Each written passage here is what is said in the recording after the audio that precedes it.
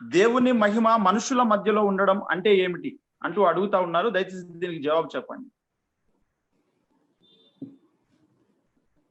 అసలు దేవుని మహిమ అంటే తెలుసా అనేది నా ఎదురు ప్రశ్న. ఓకే.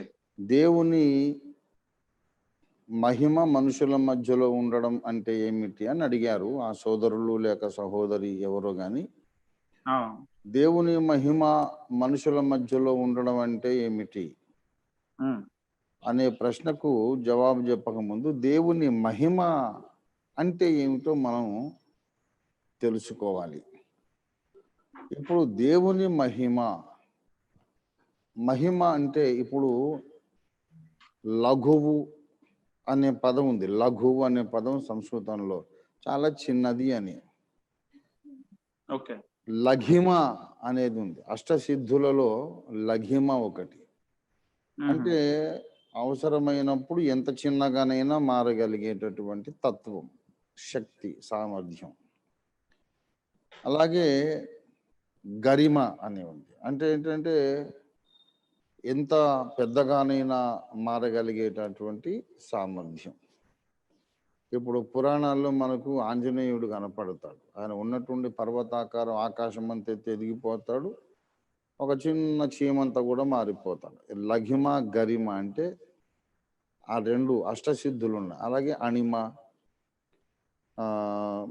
ఇలాగా మొత్తం 8 సిద్ధులు ఉన్నాయి. అంటే ఏంటంటే మామూలు మనుషులకు సాధ్యం కాని కార్యాలు చేయడానికి 8 రకాల శక్తులు, సామర్థ్యాలు. అణిమ, మహిమ, లఘిమ, గరిమ ఇలాగ 8 సిద్ధులు ఉంటాయి. అలాగే నేను అంటే పద వ్యుత్పత్తి కొరకు చెబుతున్నాను. మహిమ అనేది ఉన్నది. మహా అనే పదం ఒకటి ఉంది. మహాదేవుడు,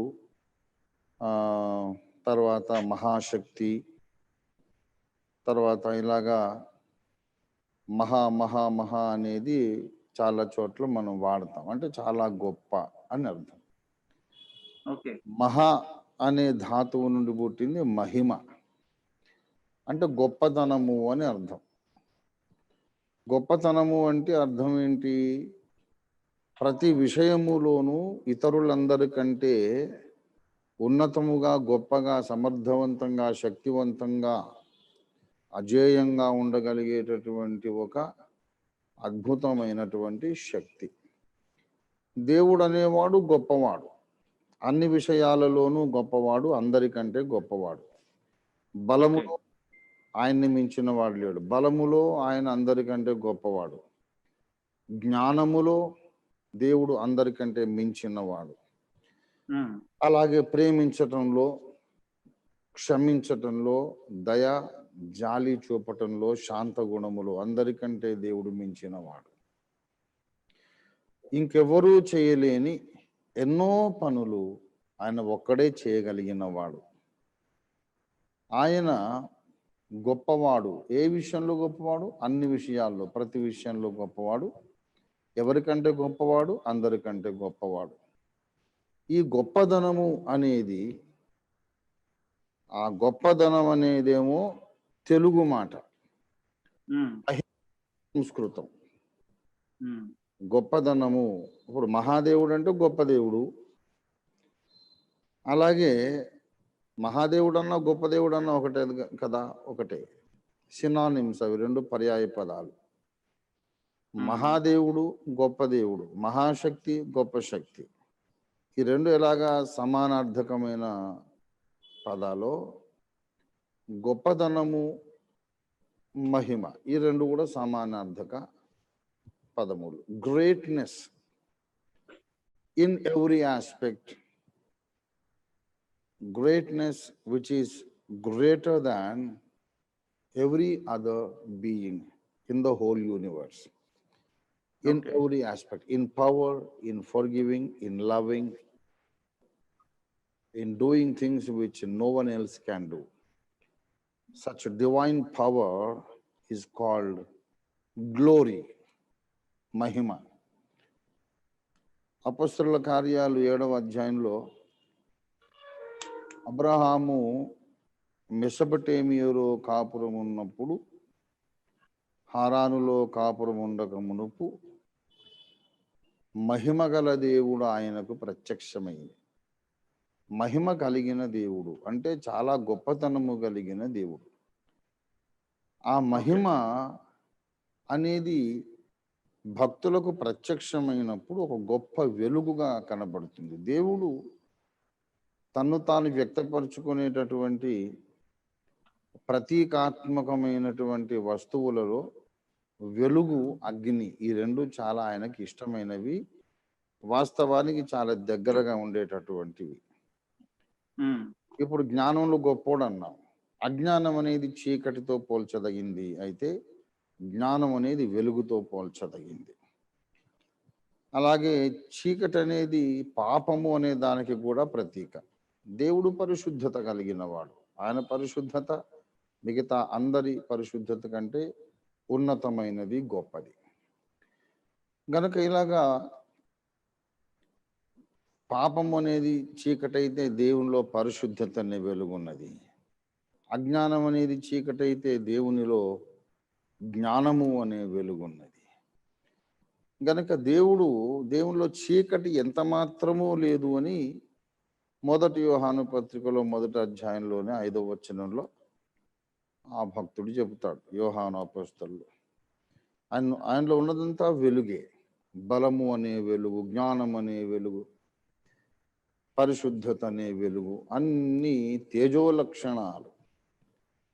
గనుక దేవుడు తన సంపూర్ణమైన శక్తి, బలము, సామర్థ్యముతో ఒకచోట ఉన్నాడు అంటే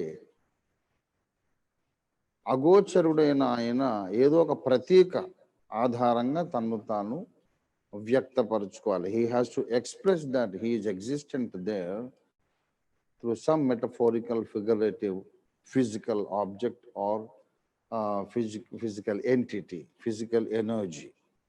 A physical entity or energy which is closest to God's divine qualities is light or fire. Fire అనేది అవిభాజ్యంగా వెలుగుతో కలిసి ఉంటుంది. ఎక్కడ అగ్ని ఉందో అక్కడ వెలుగు. దేవుడు దహించు అగ్ని అయి ఉన్నాడు, వెలుగై ఉన్నాడు. వెలుగు లేకుండా అగ్ని అనేది ఈ ప్రకృతిలో మనం చూసి ఎరగము, మనం ఊహించలేము. You can not have a light or a fire without light. గనుక దేవుని మహిమ అంటే ఇంత వివిడ్ ఎక్స్ప్లెనేషన్ అండ్ డెఫినేషన్ చెప్పాల్సిన అవసరం ఉంది. ఇంత సవివరమైన నిర్వచనం ఇవ్వాల్సి ఉంటుంది. ఇప్పుడు దేవుని మహిమ మనుషుల మధ్య ఉన్నదా అనేది ఇప్పుడు ప్రశ్న. ప్రస్తుతం నాస్తికులు అంటుంటారు దేవుడు లేడు అంటారు. ఎందుకంటే దేవుడు అనేవాడు ఉంటే ఈ ప్రపంచంలో ఇంత అన్యాయం ఎందుకు జరుగుతోంది, ఇంత దౌర్జన్యం ఎందుకు జరుగుతోంది, ఈ హత్యలు ఏంటి, దోపిడీలు ఏంటి, అవినీతి ఏంటి, మానభంగాలు ఏమిటి, మనుషులలో ఒకరినొకరు ద్వేషించుకోవడం ఏంటి, అణిచివేయడానికి ప్రయత్నం చేయటం ఏంటి, ఏంటి ఈ ఘోరాలు ఇలా జరుగుతున్నాయి. దేవుడు అనేవాడు ఉంటే ఆయన అనంతుడు, బలవంతుడు, అనంత ప్రేమస్వరూపుడైతే ఆయన కళ్ళ ముందు ఇంత ఘోరాలు జరిగితే చాలా శక్తి కలిగిన వాడయ్యుండి కూడా ఎందుకు ఆపలేకపోతున్నాడు?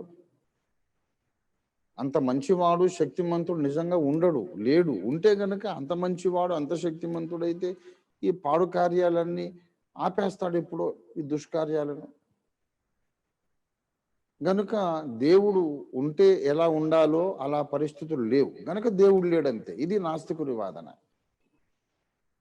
అయితే ఇక్కడ వారు విస్మరించే ఒక లక్షణం అంటే వాళ్ళకి అంత ఉన్నతమైన జ్ఞానం ఎలాగ ఉంటుంది? ఉండదు. వారిని మనం క్షమించాలి ఆ విషయంలో.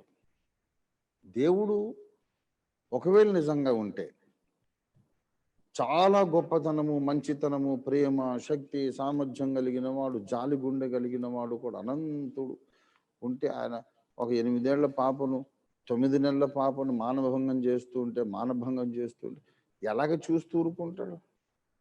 నేనే ఊరుకోను, మీరే ఊరుకోరు కదా. అలాంటి వాడు దేవుడు ఉంటేనేమి చస్తేనేమి.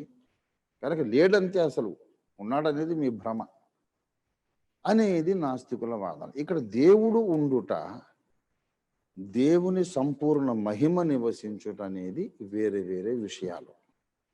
అది ఈ ప్రశ్నకు ఉన్నటువంటి అసలైనటువంటి సమాధానం. దేవుడు సర్వాంతర్యామి అని చెబుతాం, కానీ అంతటా దేవుడు తన సంపూర్ణ మహిమతో ఉండడు. ఇది టెక్నికల్గా మనం అర్థం చేసుకోవాల్సిన కీలకమైన అంశం. దేవుడు అంతటా ఉన్నాడు, కానీ పరలోకంలో ఉన్నంత మహిమతో ఇక్కడ లేడు. అంత మహిమతో ఉంటే ముందు ఈ భూగ్రహం కాలిపోతుంది, అదొక విషయం.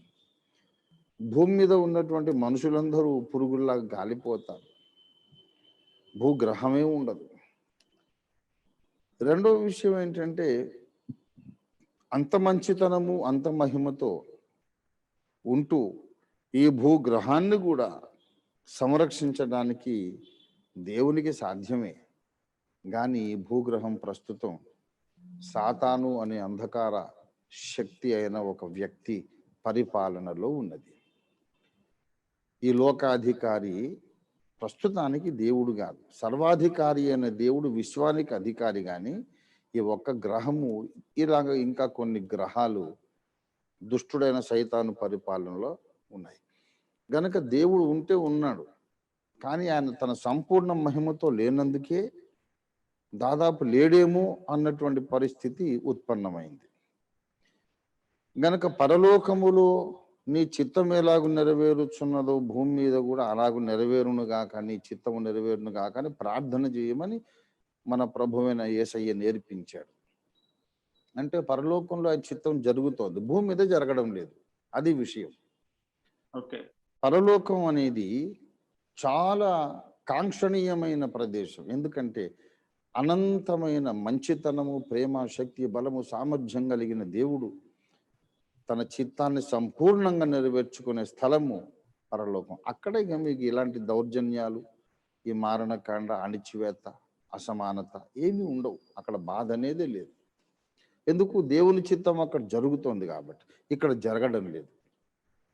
దేవుని చిత్తము ఇక్కడ జరగడం లేదు. దేవుడు ఉన్నాడు, కానీ ఆయన చిత్తం జరగడం లేదు.